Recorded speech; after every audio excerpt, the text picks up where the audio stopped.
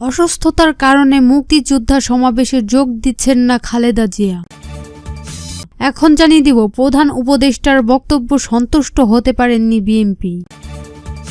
এখন জানিয়ে দিব কেরানীগঞ্জের ব্যাংকের ডাকাতি চেষ্টার ঘটনার মামলায় গ্রেপ্তার দেখানো হলো আত্মসমর্পণ করা 3 জনকে। এবং সর্বশেষ জানিয়ে দিব নির্বাচন নিয়ে আমার বক্তব্যের ভুল ব্যাখ্যা দিয়ে সংবাদ করা হয়েছে বলেছেন বদিউর আলম মজুমদার। অসুস্থতার কারণে মুক্তিযোদ্ধার সমাবেশে যোগ দিচ্ছেন না খালেদা জিয়া। বিএনপির চেয়ারপারসন খালেদা জিয়া অসুস্থ থাকার কারণে জাতীয়তাবিদ মুক্তিযোদ্ধার দলের সমাবেশে যোগ দিতে পারছেন না। এমন প্রেক্ষাপটে মুক্তিযোদ্ধা দলের 21শে ডিসেম্বর এই সমাবেশে স্থগিত করা হয়েছে। আজ বৃহস্পতিবার গুলশানে বিএনপির চেয়ারপারসনের কার্যালয়ে এক সংবাদ সম্মেলনে দলটির মহাসচিব মির্জা ফখরুল ইসলাম আলমগীর এ তথ্য জানান। মির্জা ফখরুল বলেন, সাবেক প্রধানমন্ত্রী খালেদা জিয়া গত পরশু রাত থেকে অসুস্থ। চিকিৎসকদের পরামর্শে তার সমাবেশে অংশ নেওয়া বাতিল করা হয়েছে। খালেদা জিয়ার 21শে ডিসেম্বর ঢাকা মুক্তিযোদ্ধার সমাবেশে প্রথম অতিথি হিসেবে উপস্থিত থাকার কথা ছিল। তিনি সর্বশেষ 2017 সালের 12ই নভেম্বর ঢাকায় শহীদ উদ্যানে দলের এক সমাবেশে ভাষণ দিয়েছেন। তাকে গ্রেপ্তার করা হয়েছিল 2018 সালের 8ই ফেব্রুয়ারি। ঢাকায় মুক্তিযুদ্ধ সমাবেশের মাধ্যমে দীর্ঘ 7 বছর পর খালেদা জিয়ার মুক্ত পরিবেশে জনসম্মুখে বা রাজনৈতিক কর্মসূচিতে আসার কথা ছিল। এখন তার অসুস্থতার কারণে সেই সমাবেশ স্থগিত করা হলো। জাতীয়তাবাদী মুক্তিযোদ্ধা দলের সভাপতি ইশতিয়াক আজিজ উলফাত আজ প্রথম আলোকে বলেন, তাদের দলের নেত্রী খালেদা জিয়া সুস্থ হওয়ার পর তারা মুক্তিযোদ্ধা সমাবেশ করবেন। তিনি উল্লেখ করেন, মুক্তিযোদ্ধা সমাবেশের মাধ্যমে খালেদা জিয়া জনসম্মুখে বা রাজনৈতিক কর্মসূচিতে আসবেন। প্রধান উপদেষ্টার বক্তব্য সন্তুষ্ট হতে পারেননি বিএনপি। আগামী জাতীয় নির্বাচন নিয়ে অন্তর্বর্তী সরকারের প্রধান উপদেষ্টা ডক্টর মোহাম্মদ ইউনূসের বক্তব্য সন্তুষ্ট হতে পারেননি বিএনপি। গত বুধবার রাতে অনুষ্ঠিত দলের রাজনীতিবিধির পরিষদ স্থানীয় কমিটির সভায় এ বিষয়ে নেতারা হতাশ প্রকাশ করেছেন। তারা মনে করেন, রাজনৈতিক দলগুলোর পক্ষ থেকে এত তাগিদের পর প্রধান উপদেষ্টা শেষ পর্যন্ত নির্বাচন নিয়ে কথা বলেছেন। দলগুলোর মধ্যে নানা সংশয় ও সন্দেহ উদ্বেগ করেছে।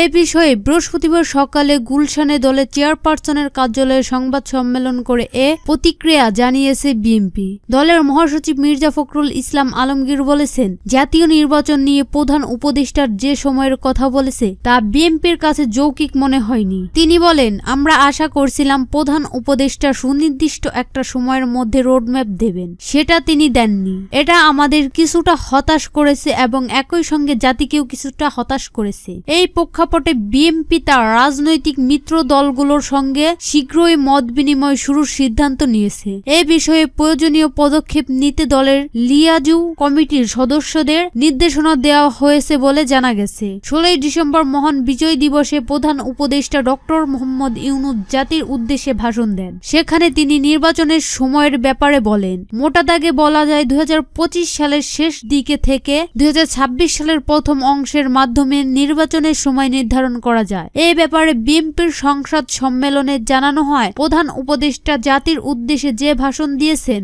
তা নিয়ে বিএনপির স্থির কমিটির সভায় বিস্তারিত আলোচনা এবং পরে প্রধান উপদেষ্টার প্রেস সচিব সংবাদ সম্মেলনের মাধ্যমে উপদেষ্টার ভাষণে যে ব্যাখ্যা দেন তা নিয়েও সভায় আলোচনা হয়। কেরানীগঞ্জে ব্যাংকে ডাকাতির চেষ্টার ঘটনার মামলা গ্রেপ্তার দেখানো হলো আত্মসমর্পণ করা 3 জনকে।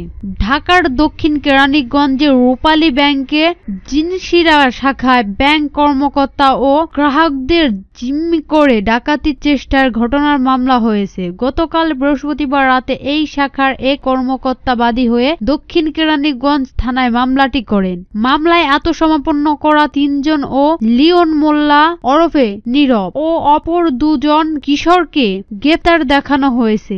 লিওন গোপালগঞ্জের কাশিয়ানী উপজেলার কুমিরিয়া গ্রামের বাসিন্দা কবির মোল্লা ছেলে। 2 কিশোরের বাড়ি দক্ষিণ কেরানীগঞ্জের কদমতলী খালপাড়া এলাকায়। লিওন পেশায় গাড়ি চালক। বাকি 2 জনের একজন একটি স্কুলের 7ম শ্রেণীর শিক্ষার্থী আর একজন মাদ্রাসার শিক্ষার্থী। ঢাকা জেলার অতিরিক্ত police super Keraniganj circle Jahangir Alam বলেন, রূপালী ব্যাংকের জিন জিনশিরা শাখায় ডাকাতির চেষ্টার ঘটনার মামলা হয়েছে। মামলায় আত্মসমর্পণ করা 3 জনের গ্রেপ্তার দেখানো হয়েছে। তাদের আজ দুপুরে আদালতে পাঠানো হবে।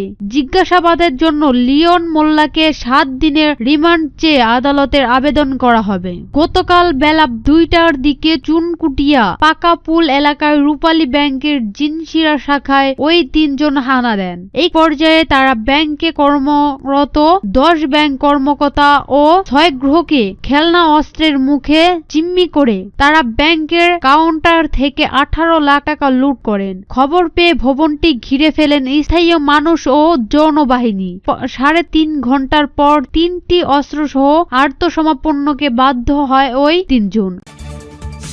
নির্বাচন নিয়ে আমার বক্তব্যের ভুল ব্যাখ্যা দিয়ে সংবাদ করা হয়েছে বলেছেন বদিউল আলম মজুমদার। আগামী জাতীয় নির্বাচনে আওয়ামী লীগের অংশগ্রহণ নিয়ে তার একটি বক্তব্যের ভুল ব্যাখ্যা করে কিছু গণমাধ্যম সংবাদ পরিবেশন করেছে বলে জানিয়েছেন নির্বাচন ব্যবস্থা সংস্কার কমিশন প্রধান বদিউল আলম মজুমদার। বৃহস্পতিবার রাতে গণমাধ্যমে পাঠানো এক বিবৃতিতে এসব কথা বলেন তিনি।